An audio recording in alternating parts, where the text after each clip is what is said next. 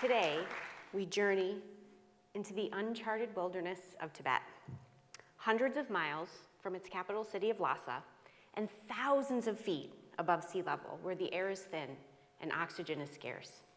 It is a journey I never imagined I would take, and one that changed my life forever. And I owe it all to the death of my father. It happened when I was 19 years old. I was home from college for the summer, and for the first time since my parents' divorce when I was 7 years old, I was gonna get to live with my dad, and I was really excited. My father and I had a special bond. He was a musician, a guitarist, and a songwriter, and he raised me with a love of music. We sang together a lot. That was part of our special bond. He was always singing and telling jokes and so full of joy that I never thought about the fact that he was also very ill.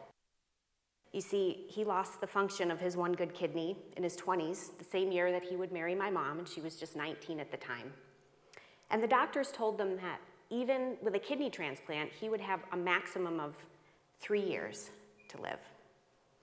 Well, in 1972, he was lucky enough to get that kidney transplant, and 21 years later, his only child was headed home to live with him for the summer. Within 12 hours of getting to his house, he was being rushed off in an ambulance in congestive heart failure, and he would never make it home again. He died in early August. I was there with him, and he smiled at me that day as if to convey that everything was going to be okay, even as he lay dying in front of me. When it was over, I stood at the foot of his hospital bed and I stared at him. I couldn't stop staring at this man who had been my best friend, my biggest supporter, and so full of life that I never once considered his death. He was just 50 years old. In the weeks leading up to his death, he lost his voice. He had a cancerous tumor growing deep in his neck. It was inoperable. And rather than die due to suffocation, he made the gut-wrenching decision to go off of his dialysis treatments, and so he died of sepsis. But the tumor took his voice, and pretty soon all he could do was whisper.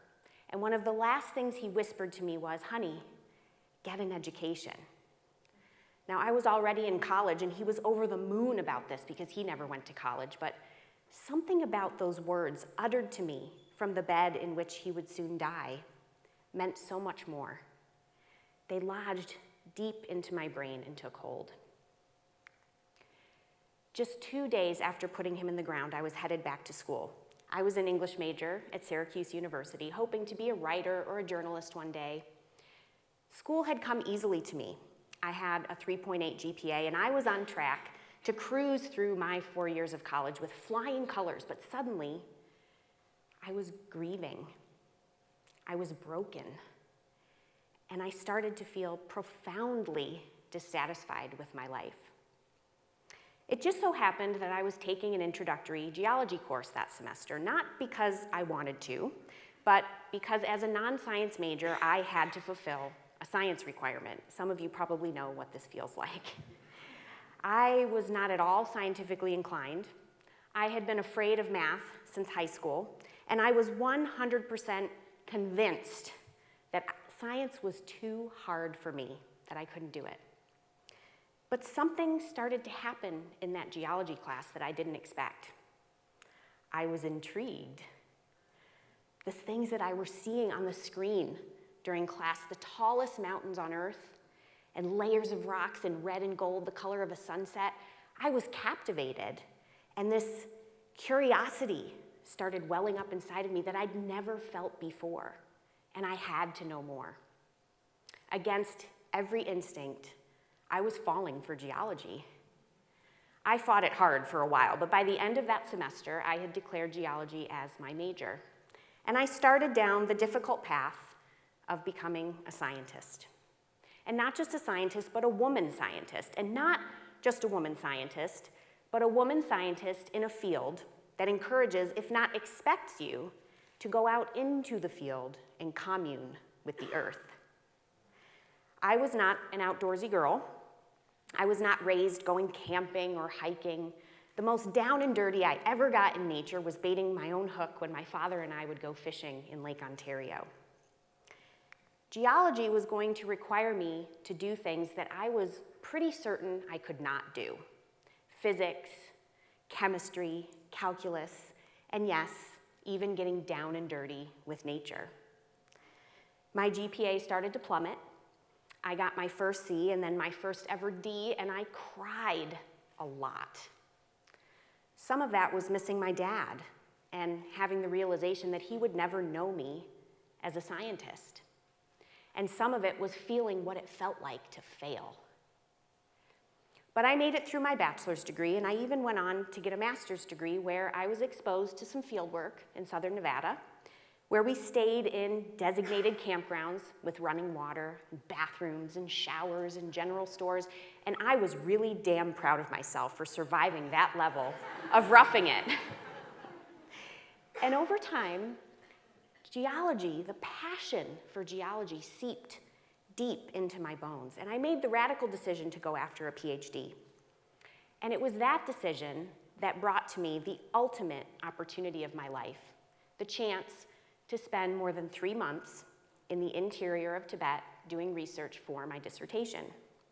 What was being offered to me was wild. The expedition would be rough.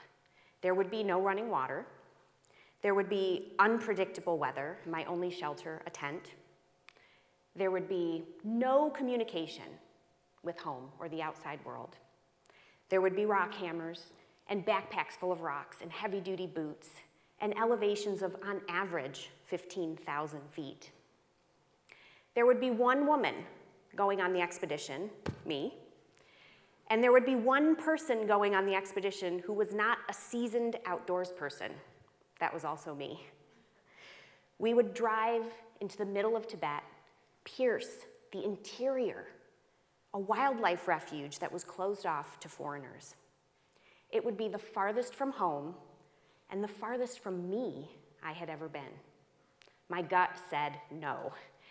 Everything I knew about myself, my capabilities and my limitations, my strengths and my weaknesses, told me, Jess, this is not for you. This is well beyond what you're able to do.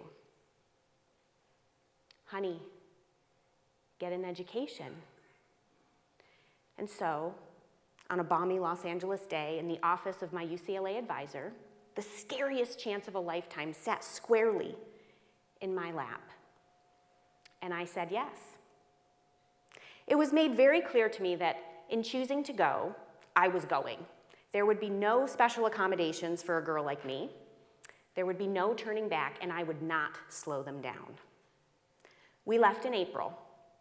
Our first stop was Beijing. We spent about a week there collecting our topographic maps and getting to know the Chinese graduate student that would accompany us everywhere we went.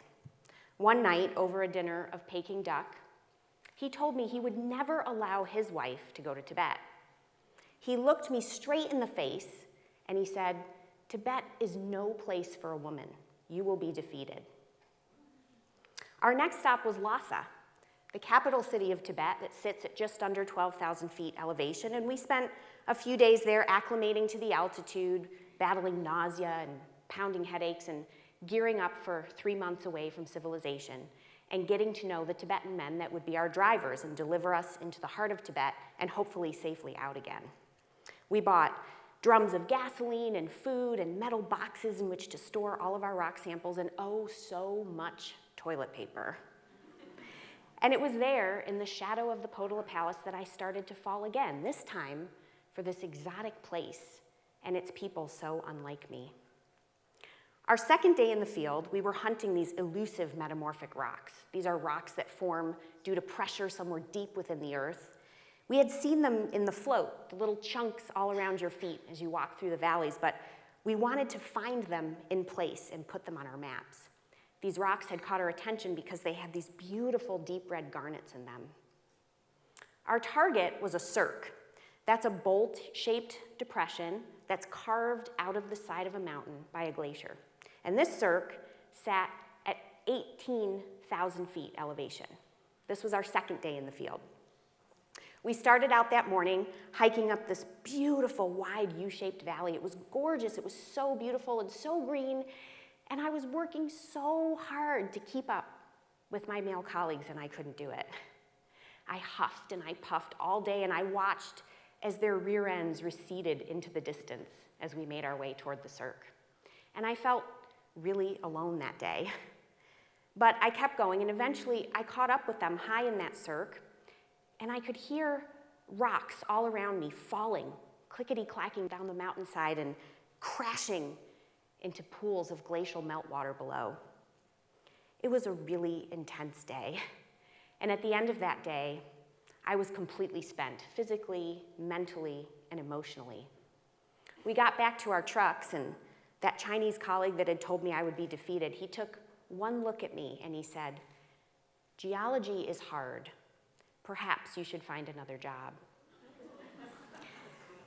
We spent many, many days after that driving to our ultimate destination, which was the Chongtong region, smack dab in the center of the Tibetan Plateau. We drove over barely visible dirt roads, and as we drove, the landscape got more barren and more beautiful. Nothing but wide open space as far as the eye could see, which was really interesting when it was time to go to the bathroom.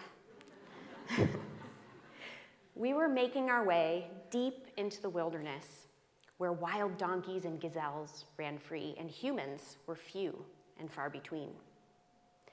It was a landscape like I had never seen before. So vivid, the colors so beautiful. Purple mountains in the distance, red rocks and orange soil, lush green grass, and a sky so blue it was almost painful. It reminded me of the sky the day I had lost my father. It was a beautiful, perfect sunny day, which is a rarity in upstate New York. And I remember that day thinking how strange, how wrong it was to be losing my father on such a perfect day. I had lots of days like that in Tibet, where it felt strange. It felt wrong, like I didn't belong there. I found myself on the verge of asking to go home 1,000 times. And I struggled to find my confidence among my colleagues, both as a scientist and as a mountaineer. And I called upon my father's voice many times to get me through those 3 months, some of the hardest 3 months of my life. But as the days wore on, I found my footing. I experienced small victories like crossing a frigid river on foot and not falling in, or being offered a cigarette by one of our Tibetan drivers, a clear invitation into the social circle. I started to surrender to the experience, to let go of all of my fears and learn to live as one with my environment. And I remember one day I made the decision to work by myself. I was in a deeply incised valley of brilliant red sandstones, and after a long day of hiking and mapping, I sat at the mouth of that valley, and I took off my boots to air out my blistered and aching feet. It was so peaceful and so beautiful, and out of the corner of my eye, I could see some movement. It was a lone wolf. My heart started racing. What do I do? Do I put on my boots and get ready to run? Do I dig in my backpack for my Swiss Army knife and get ready to fight? And I took a breath, and I sat down, and I decided to just sit with that wolf, just take her in and see what was to come. That wolf was a harbinger of grace. She gave me the gift of laying eyes upon her, perhaps the only human on the planet who ever did. And then she went on her way and left me to continue on my journey. You see, I had so many experiences like that in Tibet, so many that contributed to the woman that I am today. I learned how to start with the big picture, a mountain or a valley or a running river, and dig down deep into the geologic history that was buried in the small pieces of the puzzle, a folded rock layer, a stretched mineral crystal, and even invisible isotopes held within an individual grain of sand. Tibet lies just north of the Himalayas, the tallest mountains on the planet that form between two tectonic plates that are colliding and have been for over 50 million years. It is a grand place, a a coveted geologic playground, and one that I did not deserve to set foot upon.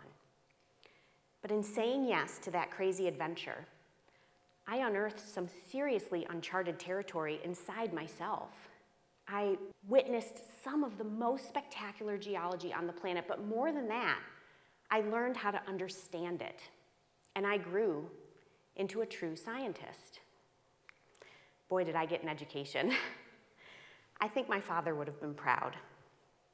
In saying yes to geology, to Tibet, to science, I went down a path that I never would have chosen. I took a risk, a chance on myself, and it changed my life forever. So, what can you say yes to? Thank you.